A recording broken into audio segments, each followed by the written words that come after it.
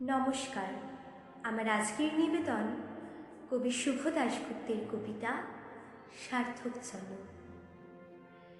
যে ছেলেটা চায়ের দোকানের এঁটো কাপ ধুচ্ছে রাস্তার ধারে, তাকে ডাকুন, তার কানে কানে বলুন, সুজলাং সুফলাং মালায়াজ শীতলাং। হ্যাঁ, বেশ সুন্দর করে বলুন।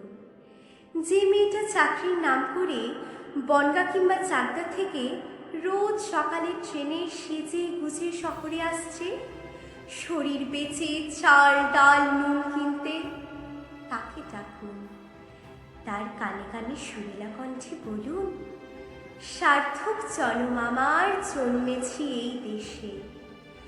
যে ছেলেটি লটারির টিকিট নিয়ে দরজায় দরজায় ঘুরছে আর বলছে, বিশ্বাস করুন আমি ভদ্রলোক, আজ 10 বছর হলো আমার কারখানা বন্ধ, লক আউট, তাকে ডাকুন, তার কানে কানে বলুন, বলো বলো বলো সবে শত বীণা বেণু রবে, ভারত আবার জগৎ সভায় শ্রেষ্ঠ আসন লবে।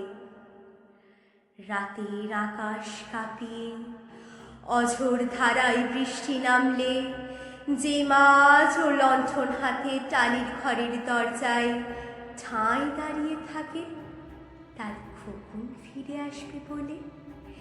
যে খোকনকে এমনই এক বর্ষার উন্মত্ত রাতের কালো গাড়ির পুলিশ ডেকে নিয়ে গিয়েছিল, আর বরানগরের রাস্তায় ভোরের ঘুম ভাঙা কুকুর প্রথম দেখেছিল যার গুলিবিদ্ধ রক্তাক্ত লাশ, সেই মাকে ডাকুন, তার কানে কানে বলুন, हम बुलबुली है इसकी ये गुलसिता हमारा, सारे जहां से अच्छा ये हिंदू सीता हमारा।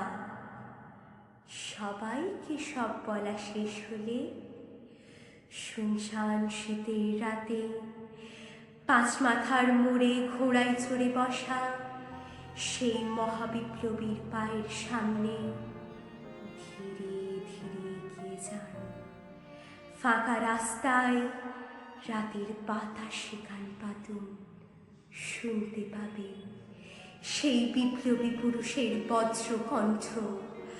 আমি তোমাদের কাছে রক্ত চেয়েছিলাম তোমাদের স্বাধীনতা এনে দেব বলে, আমি পারিনি, কিন্তু আমি আমার সমস্ত জীবন উৎসর্গ করেছি।